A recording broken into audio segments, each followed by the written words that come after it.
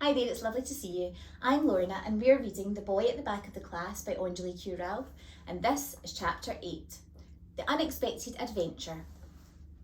That weekend I decided I wanted to ask Mum some more of my 11 questions to see if she knew the answers.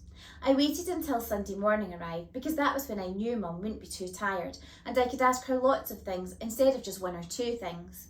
The only problem is I had to be extra patient because every Sunday morning my mum spends at least 1 hour reading the Sunday morning paper. It's not her real Sunday paper because Mum never buys them. She says you can buy a whole meal for the price of a Sunday paper these days. So instead, all through the week, she collects 2 of the biggest newspapers from the reference section of the library, and then on Saturday night she brings them all home and gets them ready for the next day. She opens them out at the centre and puts them in order, so that Monday's papers are on the top and Saturday's papers are on the bottom, and then folds them together like a big book. It's too heavy to hold up and read 12 big newspapers in one go, so Mum always reads it bent over the kitchen table, as if she's doing homework. I don't like disturbing Mum when she's reading the paper, because she only gets to do it once a week, so I quickly finished my toast and milk and silently stared at her as she finished her breakfast. But grown-ups take an awfully long time eating breakfast when they don't have to go to work, and on this morning, Mum seemed to be moving so slowly that you could hardly call it moving at all. I could hear the ticking of the kitchen clock getting louder and louder, and my fingers and legs got bored of waiting. As soon as Mum took the last bite of her toast, I decided I couldn't wait for her any longer and asked, "Mum, where's Syria?" The question made her look up straight away. "What did you say, darling?" "Just, do you know where Syria is, Mum?" I asked more quietly. My mum pushed up her glasses and looked at me with her head to one side. Then she said, "Syria is a country very far away from here, my love. Why do you want to know?" I shrugged. "That's where the new boy in our class is from." "Ah," she said, nodding. "Okay, tell you what, why don't you go and get the atlas book and I'll show you." I nodded and ran to the living room, trying to remember where I had last put the atlas book. It's hard finding a book in our house because we have so many of them. Mum loves collecting old books and reading them again and again. She takes the copies that are about to be thrown away by her library, so you could say she rescues them. The only problem is we don't really have space for any more because our rooms are covered with piles of old books, even the toilet. The atlas book was big, and Mum always kept the very big books on the bottom shelf of her bookcase, so I climbed over the back of the sofa and crawled down into the narrow gap head first to see if it was there. Luckily it was. I grabbed it and pulled it out. The atlas book is one of the oldest books in the house and is almost half as tall as me and just as heavy, so I dragged it along behind me into the kitchen and placed it with a bang onto the kitchen table. I watched as Mum flipped to the index and then to a page near the middle. "Here you go," she said, turning the map around to show me. "This atlas is a little old, but I don't think the borders have changed that much." I let my finger meet hers, where it said the word Syria in capital letters, and looked at the strange shape of the country the new boy had run away from. It looked like a woman yawning and wearing a tiara, and whose hair was being blown in the wind. Except she was all pointy. "Mum?" "What fruits do people from Syria like the most?" I crossed my fingers and toes, hoping that she would know the answer, because if she did, then I would know the answer to 3 of my original 11 questions. I had found out where the new boy was from and what language he spoke, and as a bonus had seen what his country looked like on a map, and learned that he was good at football.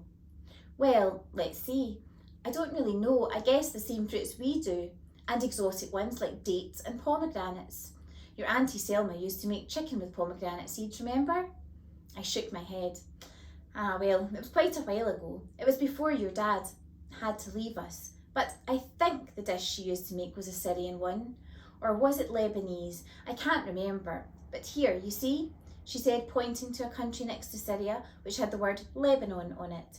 Lebanon and Syria are right next door to each other, so I guess they must eat the same kind of fruits. Can we ring and ask her? Mum smiled. I can ask her the next time she calls. Remember, she lives here now. And Mum pointed to a much larger country lying above Syria called Turkey. It's a bit far and it'll be expensive to call her right now. But listen, we'll go and see her one day soon, and when we do, you can ask her and Uncle Turkey all about it in person. I nodded, but didn't say anything because I suddenly missed my Auntie Selma an awful lot. It's funny how you can go for long bits of time without even thinking of someone, and then suddenly feel all wrong because you realise they're not around anymore. I feel like that about my dad sometimes. It feels horrible when I go to bed and realise that I haven't thought about him all day, not even for a minute. But I always remember him at night before I go to sleep, because that's when he used to tell me stories and do funny patterns on my forehead so that it tickled. It's different with my Auntie Selma though, because she's not my real auntie, so I think it might be okay if I don't think about her every day. She's my mum's best friend because they like laughing at the same things. She has dimples just like I do, and she always wears lots of sparkling bracelets and necklaces. She used to live 2 floors below us with Uncle Turkey, and every Sunday night they would invite Mum and Dad and me down for dinner and give us all sorts of special things to eat. Like bread with spinach inside it and a special kind of tea that came in a small glass and didn't have any milk in it. I remember the tea because Dad let me taste it once, but I didn't like it at all. But then, after Dad died, Auntie Selma and Uncle Turkey said they were leaving because the economy was being bad. Grown-ups are always talking about the economy, especially in shops and at bus stops and on the news. And they always sound angry or sad when they talk about it. I hate the economy because it made Auntie Selma and Uncle Turkey suddenly disappear, just like Dad. They send us pictures and boxes of sweets sometimes in the post, and even though I like getting things from them because the stamps are interesting, I can tell it makes Mum sad. Now, there's an old lady living in their flat, and she never speaks to anyone. I don't think Mum could be best friends with her even if she wanted to. I thought about my question again. So, people from Syria like pomegranate, Mum corrected. Remember it like, let's see, 1/2 of a pom-pom and a delicious letter E that your gran ate. Pomegranate. I nodded and said the word out loud 3 times. I love it when Mum comes up with ways to help me remember how to spell or say a word. Last year I had to learn the word conundrum for a spelling test, but kept forgetting how many nuns or n's there were in it. And then Mum told me to close my eyes and picture a man called Cole and a lonely nun banging on a drum. And I never spelt it wrong since. I thought about pomegranates and how they might be Amit's favourite food and how he might be missing them. So I asked, Mum, can we get one? One what, darling? A pomegranate, I said carefully. They're a bit expensive and you can't find them everywhere. How expensive? I'm not sure. About £1.50, I think. What? Nearly £2 just for one, I cried out. You could buy a whole packet of colouring pens and a rubber for that much money. Mum laughed. Yes, darling, for one. They come a long way to get to our supermarkets. And secondly, a pomegranate is also a really special fruit. It's like millions of tiny fruits all hidden away inside a small ball, and you can eat it for days. Oh, I said, trying hard to think of what millions of one fruit hidden inside a ball would look like. She looked at me and then smiled. Do you want me to see if we can find one? Shall we make that our adventure for today? I jumped up and nodded. But can we get 2? I asked. And why would you need 2? I think Mum already knew the answer because her lips looked like they were about to smile. I didn't think she'd tell me off, even though pomegranates are so expensive. But you can never be too sure with grown-ups. Sometimes they don't tell you off, even when you've done something you know you shouldn't have. And at other times, when you think you haven't done anything that bad at all, they punish you twice as much. Michael says it's so they can keep us on our toes, but I've never stood on my toes when I'm being told off, so I don't see how that works. I want to get 2, so that I can give one to the new boy, I said. I've been giving him my lemon sherbets and sweets after school, but he didn't like them that much. But then I gave him an apple and an orange, and he liked those better. And Miss Hemsey said that he's from Syria and that he only speaks. I hesitated, trying to remember what Miss Hemsey had said. Arabic? Mum asked, trying to help. I shook my head. Kurdish, I guessed, knowing it was wrong. Kurdish. I nodded. I see. I could tell Mum was interested in what I was saying because she had leaned back in her chair and folded her arms. and I thought maybe he'd like a fruit he used to have at home all the time, before the bullies dropped bombs on everything and made him run away. I stopped, worried that Mum would think it was silly and maybe a waste of money buying food only to give it away, but she didn't. Instead, she said, "I think that's a brilliant idea. Go and get ready and we'll head out on a pomegranate hunt." I got ready so quickly that morning that I think I must have beaten a world record. In 5 minutes, I had pulled on my adventure jeans and my old Tintin jumper, packed my rucksack with a bottle of water, an apple and a banana, put on my wellies, brushed my hair and emptied my piggy bank. I had exactly £4.20 saved up, so I took £3 hoping that, just like my astronaut stationery set, I could find 2 pomegranates that were on sale. First, we went to the fruit stall that was at the bottom of our high street. It's run by a man and a woman called Mr. and Mrs. Marbles, who like to shout, "Only a pan, fruit and veg," to all the people that they walk by. Their faces are always red and smiling, and they wear giant square-shaped green belts around their waist, which look empty but jingle loudly when they walk. Mrs. Marbles helps people pick out the fruit they want, and Mr. Marbles puts them in the bag. We always buy our fruit and vegetables from them, and I've never known them not to have anything we need. But when we asked them if they had a pomegranate, they both shook their heads at us and told us to try the supermarket. So we walked up and over the hill to the supermarket. They had a fruit section that was as long as our house, but Mum couldn't see a pomegranate anywhere. We went over to a man who was stacking carrots and humming to himself and asked him if they had any pomegranates in store. He walked us over to a small box, but it was empty. "Sorry, love, looks like we've run out. You might want to try the bigger supermarket on the other side of town." "Ah, okay, thank you." Mum looked down at me and sighed. Then she said, "Come on, the adventure continues." We hopped onto a bus and after half an hour landed at an even bigger supermarket. This one has a car park as big as a football field and corridors as long as the ones in school. But we still couldn't find a pomegranate anywhere. "Let's ask someone," said Mum. "They must have them." We walked around and found a man dressed in a suit who was standing by the sandwich section. He had a label on his jacket that said, "Frank Smith, floor manager."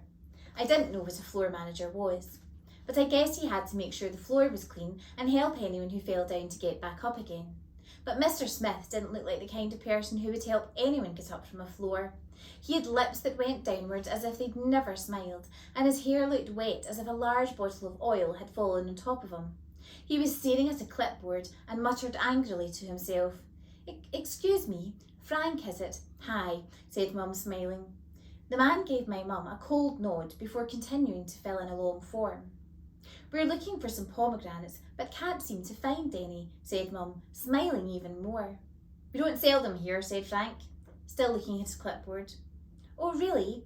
Any idea where we could find some?" continued Mum. "No." My mum looked at him for a few seconds and then said in her warmest voice, "Thank you. You've really outdone yourself in helping us today. Have a wonderful day." And grabbing my hand, she walked away. "Mum, why were you so nice to him?" I asked. "He was horrible. He didn't try and help us even one little bit." "Because you should never be horrible to someone who's being horrible to you," said Mum. "Otherwise, they win by making you just as bad as them. Now, come on. Let's get back on the bus. There's another place I know we can try." By this time, I was getting hungry, so while we were waiting for the next bus, I ate my banana. Said my mum, looking at her watch. It was nearly 2 o'clock, and there were some dark grey clouds gathering in the sky. "I'm afraid the next stop will have to be our last one, darling. It looks like it's going to start raining in a bit." A few seconds later, a very full bus pulled up in front of us, and we squeezed on. I clung to Mum's coat because there weren't any empty seats and waited for our stop. I was worried because if this was our last try, then I had just one chance left to find a pomegranate. So I crossed my fingers and my toes and made a wish that we would. The next place felt like an awfully long way away, and when we finally got there, it was filled with so many people that we could hardly walk properly. There were lots and lots of market stalls lying in the middle of a big road, all selling fish and meat and bed sheets and long gold chains. There was a man with a microphone who was trying to sell perfumes like a game show host by shouting, "Roll up, roll up!" And next to him was a woman shouting, "Peter never picked potatoes as good as these before. Buy 'em now before they go." I wondered who Peter was and how much money he made picking potatoes. But then I could smell onions and burgers being cooked somewhere, which made my tummy rumble. I love burgers, especially ones that have lots of fried onions and ketchup in them. But I wanted to save my money for the pomegranates, so I scrunched up my nose and tried not to smell anything at all. We visited every stall in the market, from the beginning of the street right to the end. But even though we looked as carefully as we couldn't find a single pomegranate anywhere. My mum had told me to look for a pinkish ball that looked like a very hard apple and which had a small crown on the top, but I couldn't see anything that looked even a little bit royal. Try the store up by the station, suggested one of the stall owners when Mum asked for her help. They have everything under the sun in there. They should have some. Thank you, said Mum. She grabbed my hand and gave it a squeeze, because she could tell I was starting to give up hope. Nearly there, she whispered. I can feel it. We walked for 5 minutes down the road and up to the station and found the shop the woman in the market had told us about. It was much smaller than the big supermarket with Frank, the horrible floor manager, but it was bright with lots of coloured lights and bowls of fruit and vegetables outside. It had everything you could think of: peaches and plums, mangoes and bananas, kiwis and pears, yellow apples and red apples and pink apples, and even a spiky pink and green fruit that I had never seen before. But we couldn't see any pomegranates, so we went inside and Mum asked the man standing behind the counter.